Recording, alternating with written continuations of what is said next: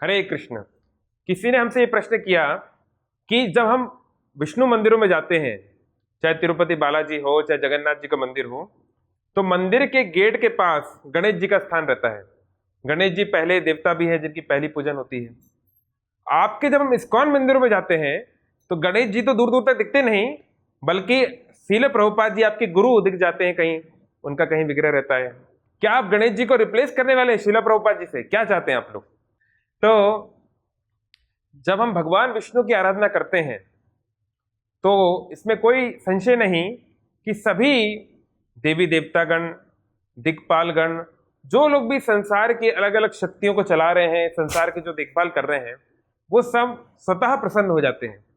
पद्म पुराण कहता है कि जैसे एक बड़े वृक्ष में हजारों हजारों शाखाएं और लाखों लाखों पत्तियां होती हैं, आप उन लाखों लाखों पत्तियों तक एक एक करके पानी नहीं दे सकते। बुद्धिमानी है कि आप जड़ में पानी डाल दीजिए और स्वतः ही पानी हर जगह पहुंच जाएगा। ऐसे ही शरीर में बहुत सारे अंग हैं, उन सबको शक्ति आप नहीं दे सकते। आप केवल अपने मुख में खाद्य पदार्थ डालिए, खाना डालिए, तो वो शक्ति का जो ट्रांसफर है हर जगह पे अपने आप हो जाएगा। ऐसी व्यवस्था की गई। तो ऐसे ही जब हम भगवान विष्णु की पूजा करते हैं, भगवान श्री कृष्ण की आराधना करते हैं, तो सारे देवी देवता गण, दिक्पाल गण, पितृगण सब लोग अपने आप तुष्ट हो जाते हैं। सबको अपना अपना शेयर भी पहुंच जाता है, सब लोग प्रसन्न हो जाते हैं। और इसलिए भगवान श्री कृष्ण ने भी इस बात को स्वतः बोला है गीता में, कामे स्थिर ज्ञाना प्रपद्यन्ते अन्य देवता तम तम नियमम आस्थाय प्रकृते नियता स्वया। अरे जो देवी देवताओं के पास भी जा रहा है वो भी मेरी ही पूजा कर रहा है, पर अविधि पूर्वकम। अच्छा है कि मेरे पास डायरेक्टली आए और फिर बाकी देवी देवताओं को मेरे भक्त के रूप में देखे। लेकिन कई बार काम वासना में चूर व्यक्ति ये नहीं समझ पाता और देवी देवताओं को ही परमेश्वर भगवान समझने लगता है, जो कि मेरे ही अंश हैं, भगवान कह रहे हैं गीता में। तो इसलिए हाँ, गणेश जी का और अन्य देवी देवताओं का पूरी तरीके से ना केवल मान सम्मान है, बल्कि हम भी उनको पूज रहे हैं इनडायरेक्टली, क्योंकि जब हम भगवान को पूछते हैं तो उनको पूछते ही हैं। और सभी भक्तों की जय जयकार तो हम करते ही हैं, सभी भक्तों को प्रणाम तो करते ही हैं। लेकिन जरूरी नहीं कि गणेश जी को अलग से उनका विग्रह स्थापित करके पूजा जाए, ऐसा कोई जरूरी नहीं है। ऐसे बहुत सारे मंदिर है जहां पर नहीं भी होता है। हाँ, जो करना चाहे कर भी सकते हैं, उसमें कुछ गलत नहीं है, बल्कि अच्छा ही है। बहुत जगहों पे बताया भी गया है, पर आवश्यक नहीं है। जहां तक बात रही शील प्रभुपाद जी का विग्रह क्या है कर रहा है, तो जो गुरु होते हैं, गुरु की कृपा से ही भगवान को प्राप्त किया जा सकता है। साक्षात धरित्वेन समस्त शास्त्रे, गुरु जो है साक्षात हरि का ही रूप है इस संसार में।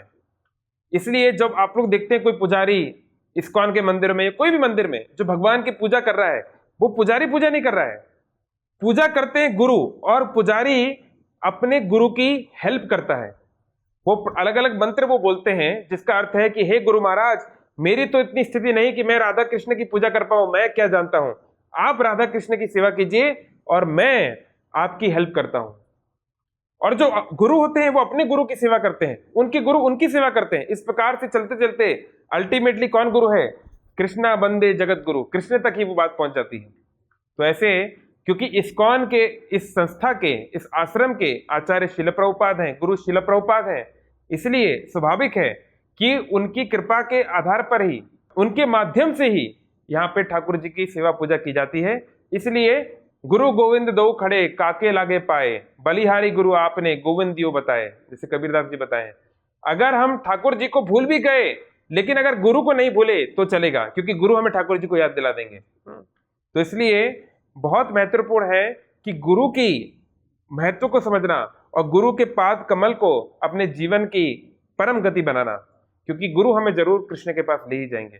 इसलिए शील प्रभुपाद जी के विग्रह आपको हर जगह दिखते हैं। ऐसा नहीं कि उनका कोई गणेश जी के साथ रिप्लेस कर दिया गया है, नहीं, गणेश जी का स्थान महत्वपूर्ण है, लेकिन गुरु सबसे महत्वपूर्ण होते हैं एक साधक के लिए, क्योंकि उनका वो पर्सनल माध्यम है जिससे वो भगवान के धाम जाएंगे, भगवान की भक्ति को प्राप्त करेंगे। हरे कृष्ण। ऐसे ही और भक्तिमय कार्यक्रमों के लिए देखिए हरे कृष्णा टेलीविजन, और इसे प्राप्त करने के लिए आप अपने केबल अथवा DTH ऑपरेटर से संपर्क करें तथा और अधिक जानकारी के लिए आज ही डायल करें 7666 839 839।